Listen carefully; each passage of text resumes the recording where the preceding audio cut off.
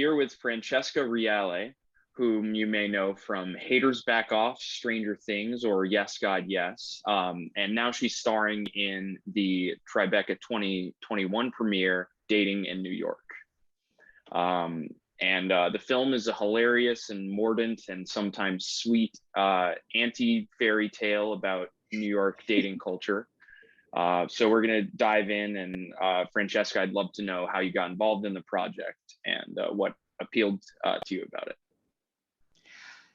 Well, I was wrapping up everything with Stranger Things, finishing that whole release, and I was on like that kind of high. And then honestly, my team just sent me the script, and they were like, "We think you might like this." This first-time director, Jonah sent it to us. He wants you to play the lead. Read it, let us know what you think. And I read it, and I was like, this is honestly so great. I've always wanted to do a rom-com set in New York City. But I was a little bit like, I don't know, do I want to work with a first-time? It's always kind of nerve-wracking working with first-time directors. But then Jonah called me from Central Park, no doubt, and I was in LA at the time. So just like seeing the skyline behind him and hearing him talk about New York and his vision for the movie and just kind of like what he wanted it to be, there was absolutely no way I could say no after that. We're just overcome by the romanticism of New York City. Yeah, exactly. But it's so hard not. But you went to school here, right? You're from New York, so. I'm not from New York. I went to college here, but I'm from LA. And then I lived here for 6 years, and then I had recently just moved back to LA. Gotcha. So what about the setting gave you a personal stake in this project? What really made you want to embody this character? Well, in one of the original drafts of the script, Wendy was a girl who had just kind of gotten out of this, just kind of gone through a breakup, and she was having a lot of feelings, and she was dealing with, fear of like re-entering a new relationship and kind of building those walls that we tend to do. And we're both upset, sad, and scared. And what really connected with me was when I was talking to Jonah, I was kind of like, and she was in New York, and I had also just gotten out of a relationship from being in New York. And I was like, oh, I've gone through this. I understand this place so well. And what an interesting kind of oddly cathartic experience that would be to be able to portray that, but also with the twinkle of like a comedy. So what about your female perspective? Did you want to bring to the project? Did you feel it was important to kind of voice or contribute? I wanted to make sure, and Jonah, Jabuki, everyone on the casting crew was so supportive of this. I wanted to make sure that that the female character was never being villainized for being protective of her feelings or being direct. Because I think sometimes a lot of times in movies like, I think we've seen it in like movies like 500 Days of Summer and others like that, where like you have a female character who's very straightforward about exactly what she wants. And instead of being heard and understood for exactly what she's saying to you, it's taken as, oh, she's playing a game with me. She doesn't actually mean that. And I was very, very direct with Jonah in the beginning about making sure that because we're dealing with a concept like friends with benefits, and because my character is the one who kind of initiates that relationship with Milo, Jabuki's character, that in such a direct way and kind of in an extremist way, because she has all the rules and guidelines, that there was never a position where she's made to look like the sole villain of it. Like she was made to look like she was leading him on or anything like that. I wanted to make sure that they were both kind of at a place in the point of conflict in the film where, you can see like, oh, they both kind of made mistakes here. Like they both were kind of naive about this decision. It wasn't one person. And I think, Jonah, Jabuki, and I did a very nice job of accomplishing that, I think. Yeah, no, I definitely think it rings true. And that's really interesting to hear you say that, because so much of the film is about gender politics. And it feels like maybe Dating in New York eschews some of the former rom-coms that may have inspired it in terms of the traditional structure of the man and woman, just because of the gradual progression of our culture into exploring inequity. Yeah, 100%. And I think that's kind of what makes it so unique. And in a weird way, I always found that like while it's paying homage to all these like nice like 90s, early 2000 rom-coms, even sometimes 80s, we kind of stretch back a little bit from time to time. It's also kind of, yeah, questioning them a little bit. Like, why was that your choice? Which I think is something important that we do now. We like pay homage to the things that we really respect from the past, but we also aren't scared of questioning maybe things that were problematic back then and seeing how we can change them now. I'd love to know some of your conversations with Jonah about the tonal balance of the film, and I guess what it was like on set, because both you and Jabuki are very funny people, and it feels like there could have been some improvisation. So I'm sort of just curious on what you talked about before going in. He was so good about collaborating with us.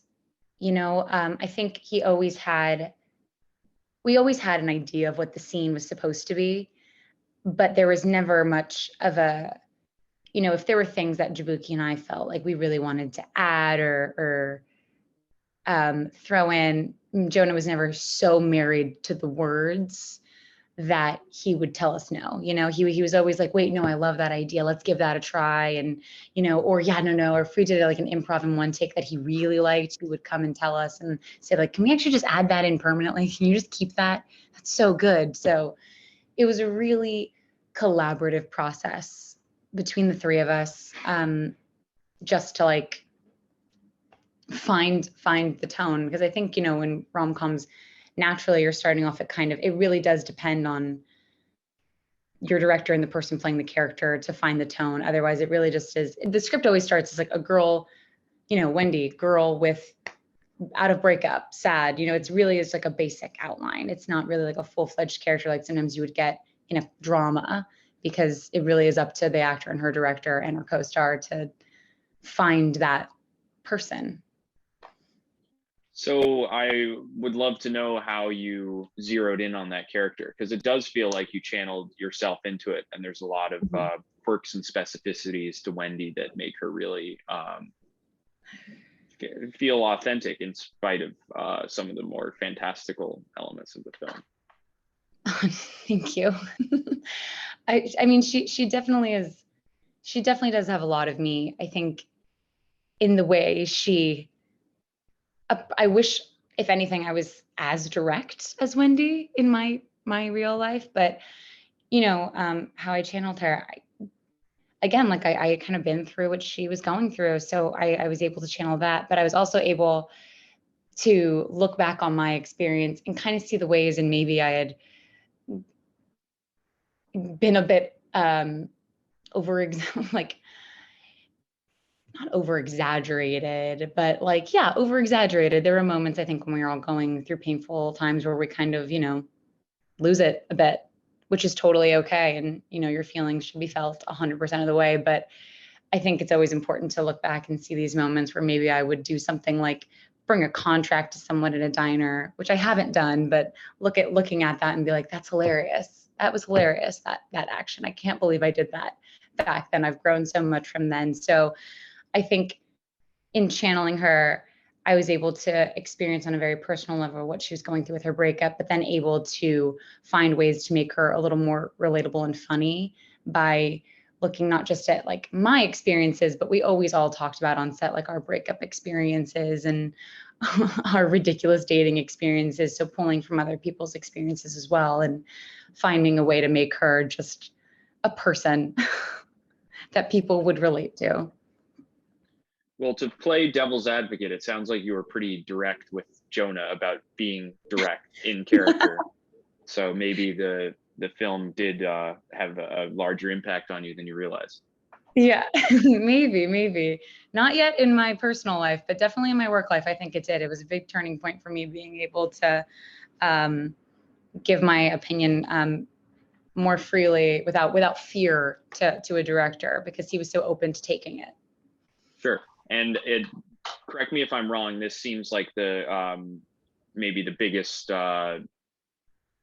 role in terms of screen time you've had? So the most you've been able to put into a character in your career? Oh yeah, this is my first leading role. This is my first leading role, which was scary in its own way, because I've been in a lot of projects where they're so heavily ensemble based. Like you really aren't anything without the other characters around you. And this is definitely an ensemble movie, but at a certain degree, it really just is me and Jabuki talking about dating. And so that was really scary. I was like, oh, we have Brian and Kat who are amazing, and they really do do such a great job of helping hold the film together as a beautiful piece. But when I was reading it, I was like, this really is just me and this Milo character talking and about dating in New York. And oh my God, that's going to be so scary. What if I don't hold it? What if I let him down? You're always kind of scared you're going to let your scene partner down, but hopefully we didn't. Hopefully people don't think we did do that. What did you learn about your process based on the different scale of this project to some of the other ones you've worked on? I learned that I am huge on communicating. Like I had never before really felt like I had to go talk to my director or my scene partner about the scene, maybe if there was something I had a question on or something I wanted to try, or I would kind of just either keep it to myself or just try it. And but it was different. Those were all my roles before this were smaller, so I was able to kind of do all that work kind of myself, and it was fine. It was great. But in being in this role, I was like, oh, I really can't do this by myself. I really do need the communication and the support of like your co-star, of your director, because you're seen through the whole movie. It's not just like a small bit where you are kind of in and you're out and people see you and they're like, you don't, like, you're in the whole thing. So I was surprised at how much I wanted to be like, Jonah, what do you think of this? Jonah, can I talk to you about this scene? Or can I go over like how this connects with like the rest of the movie and all that? Or, talk to Jabuki and be like, what do you think? Can we try this? Or like, are you comfortable if I make this joke? And that was big to learn. It sounds very collaborative. It sounds almost like set was like group therapy for you guys. In a way, yeah. I'm curious because the film has a somewhat cynical take on modern love, I'm curious what your thoughts are on modern dating and how we as a culture can improve the way things are. Modern dating, you mean like dating through an app or just dating in general? I guess the culture of dating in the age of the internet where everything is accessible, but there's such a lot of options that as the film explores with the metaphor of ice cream, that sometimes you can't really enjoy any one flavor because you feel motivated to sample them all. Yeah. I mean, I find dating incredibly stressful in a modern age. There's just, like you said, there's with the internet, it's so stressful because you're not forced, I guess. You make the choice. We all kind of made the choice to be on Instagram, or you make the choice to go on a dating app, or you make the choice to put information about you out there in a certain way. But that's the other thing, is you're putting it out there in a certain way. Like I've always kind of found it interesting when people will take a look at, my Instagram and assume that that's exactly who I am when it's so far from, I think, who I am in my private life. It's very much a curated version of myself. And then, like I'm personally not on any of the apps. They stress me out too much, but I've had friends who have been on the apps and I've watched them kind of go through this process of like, look at one photo or they read a small little blip about where they went to college, their job, or let's say they answered, I think it's one of them, it's like a question and you answer something, you have an answer. And if it's like a joke, they'll be like, oh, that joke was horrible, swipe left. And there's this air of, immediate judgment, which I guess like you can have in person, but I feel like it's so much easier to make a judgment on a picture and like a small statement online than it is when you're in person. In my opinion, I could be totally wrong. So how can we improve? I think we just kind of have to err on the side of like trying to be more authentic online, which is such a hard concept to grasp, and trying to be less judgmental to others that we see online. Yeah, definitely. And I think that you and Jabuki deserve credit for pulling that off in the movie. The characters feel really authentic and relatable, even though there's sort of this whole unreliable narrator thing going on and kind of some more surreal, absurd moments in the movie. Yeah. The therapy scene I thought was especially poignant, where you're speaking to Mort on the sidewalk. And yeah, that kind of felt like what you were just describing, how we are commodifying one another online and only seeing each other through the lens of these brands or profiles. Yeah, and I think that seems really interesting because I mean, I always enjoyed the way that scene was written because, you know, it's such a double-edged sword. Like which is what I find interesting about the whole movie actually is you can so understand both sides, like what they're both saying and why they're both frustrated. Like Mort, in a sense of he felt so backed into a corner about his height that he felt he had to lie because he was put under the pressure socially that because he was shorter, no woman would want to date him, you know? And on the other end of the spectrum, you have Wendy who's like, it's really not about your height. It's literally about the fact that you lied. And like, I was reading these facts and I was like, this is who I'm going to meet. And that's just not who I met. It has nothing to do with your height. It's just like, you know, you weren't telling the truth about yourself.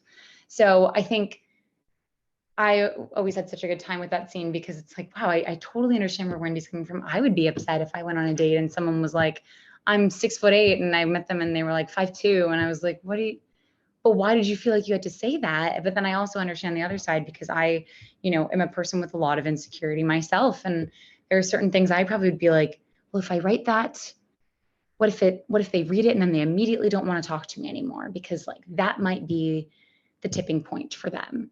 So it's so funny because that's the world we're in now, where we have to like pressure ourselves to be perfect, but also pressure ourselves to be extremely authentic in a curated way. Right. Everybody kind of has the pressure of an A-list celebrity without any of the benefits. Yes. And an A-list celebrity with like an incredible stylist and makeup artist that comes to their home every morning. Do you have time for one last question? Of course. Cool. Based on this film and this role, which it sounds like it was creatively fulfilling for you to perform, what kind of roles are you excited about pursuing in the future without, you know, pigeonholing yourself? Ooh, well, you know, I love comedy and I would obviously love to do so much more in the realm of the comedy genre and in rom-coms. They're just so much fun to do. But obviously I would also love to kind of break into more dramatic roles. I think Stranger Things was such a big deal because it was like one of my first like more dramatic roles within my resume. Even though it falls under sci-fi and kind of like thriller, which then I was also like, wow, I want to do more of those because that experience was so fun to like, you know, be a zombie and everything. But over the pandemic, I got really into action movies.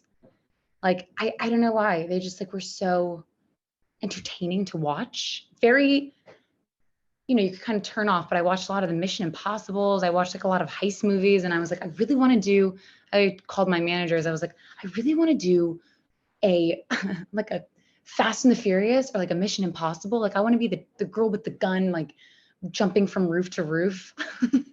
Or like the Baby Driver, that's like Baby Driver, like I want to be the heist driver. And they were kind of like, yeah, okay, that's definitely a turn from when we first signed you. I was like, I don't want to do action at all. I hate that genre. And now I'm like, yeah, let's go. Like I want to run behind a building blowing up. I don't know. I spent so much time over the pandemic watching so many new movies and so many genres that I hadn't explored before that now I'm kind of like feel like I'm on this cool, clean slate where I want to try as many different types of roles as I can, big or small, in any genre, because they all look like so much fun and have so much merit creatively. Awesome. Well, I'm super excited to see whatever you do next. Thank you so much. Hey, this is Eric from IONCINEMA.com. If you want to support us, subscribe below. For more reviews, interviews, film festival coverage from Sundance, Cannes, Toronto, you want to check out these guys on this side.